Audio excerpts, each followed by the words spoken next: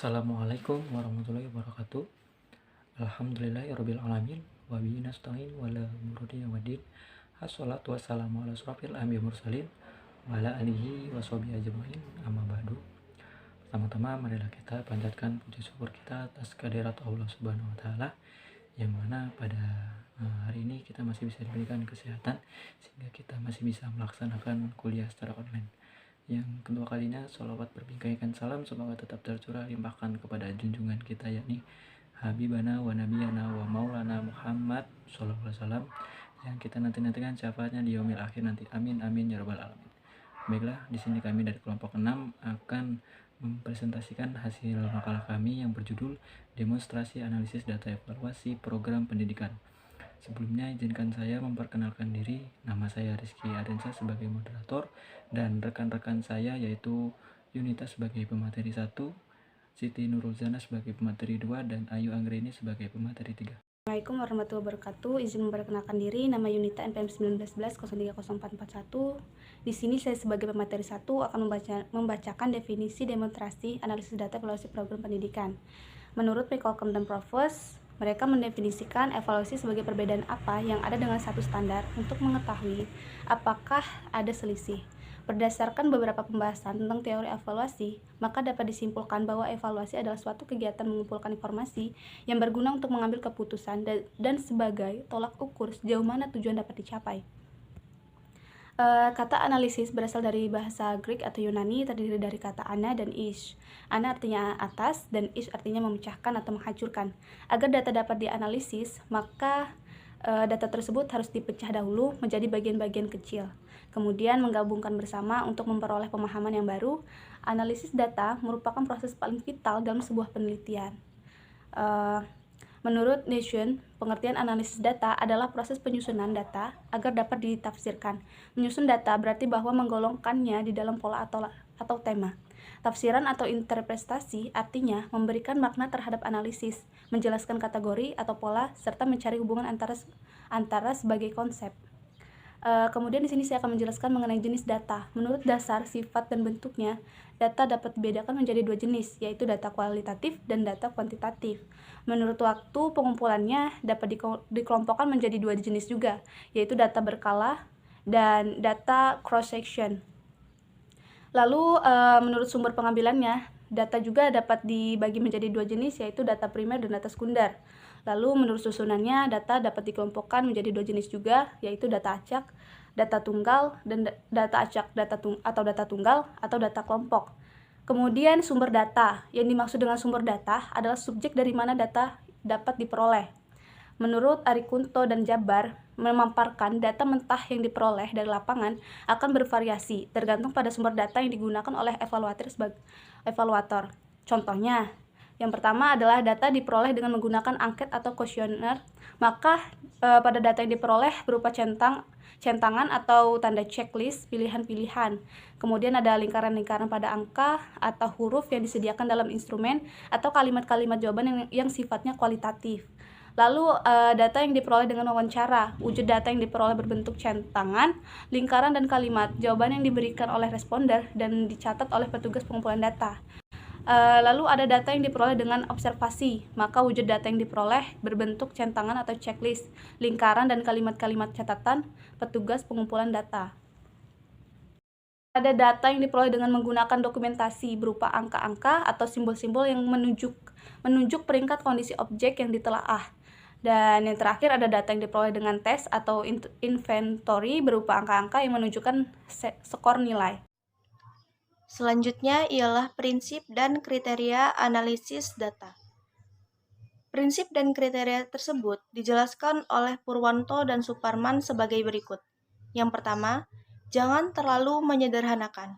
Pertanyaan evaluasi selalu berkaitan dengan gejala yang bersifat dinamis dan kompleks. Prosedur analisis harus peka terhadap hal-hal yang kompleks tersebut dan jangan mengurangi kompleksitas tersebut untuk memudahkan dan menyederhanakannya.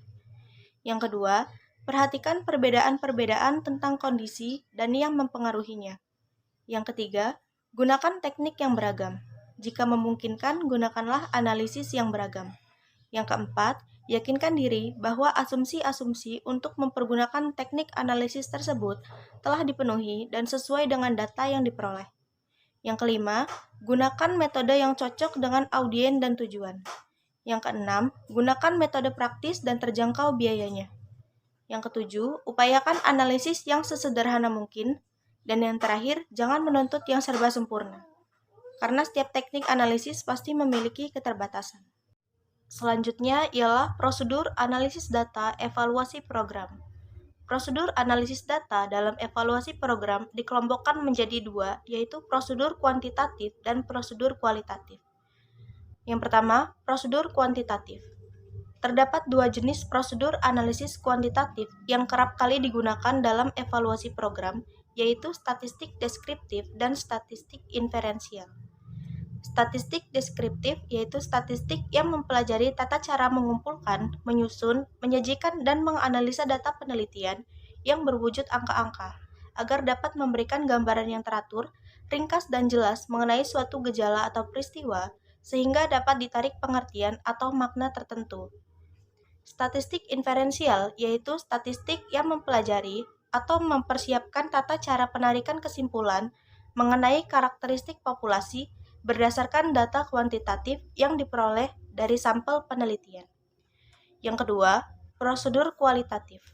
Prosedur analisis data kualitatif bertujuan pada proses penggalian makna, penggambaran, penjelasan, dan penempatan data pada konteksnya masing-masing.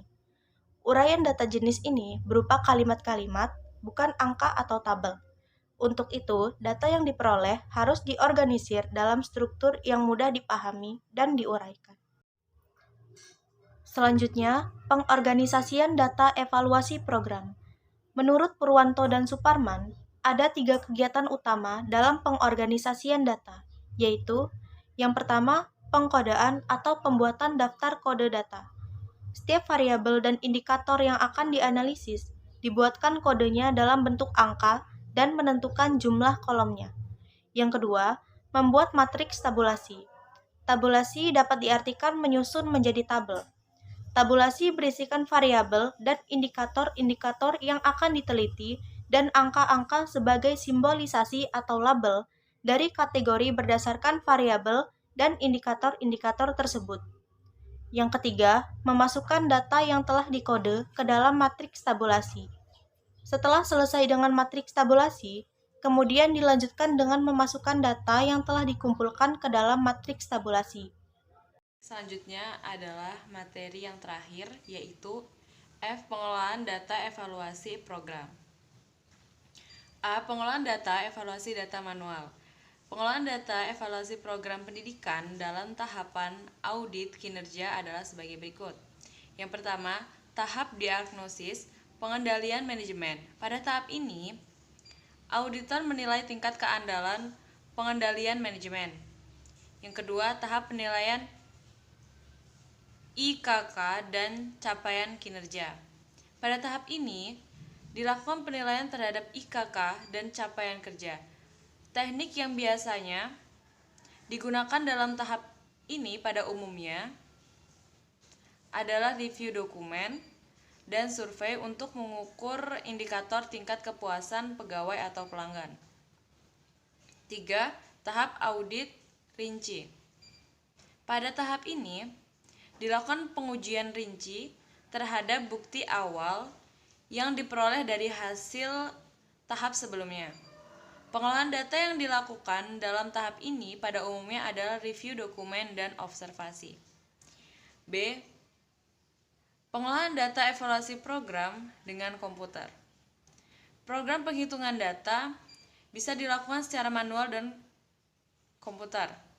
Secara manual biasanya hanya menggunakan bantuan kalkulator dan hanya efektif dilakukan untuk data yang jumlahnya sedikit.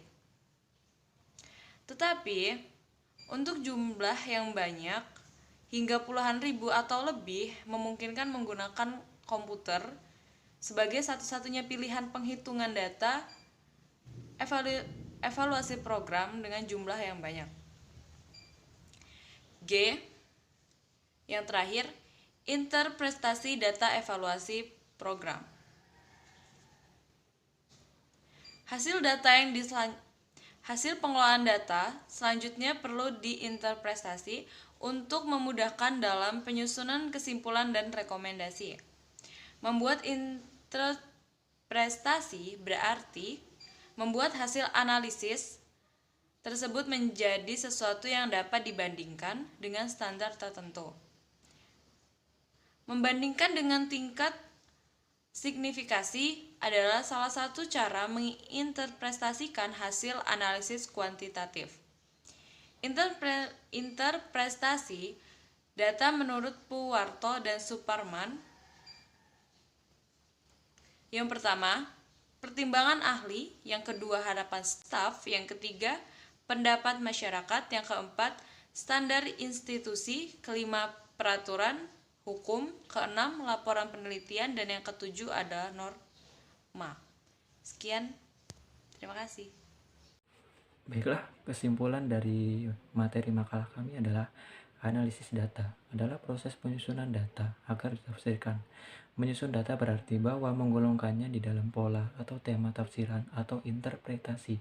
Artinya, memberikan makna terhadap analisis, menjelaskan kategori atau pola, serta mencari hubungan antara berbagai konsep. Baiklah, demikian presentasi yang dapat kami sampaikan. Kurang lebihnya kami mohon maaf. Kami akhiri, wabillahi taufiq wal hidayah. Wassalamualaikum warahmatullahi wabarakatuh.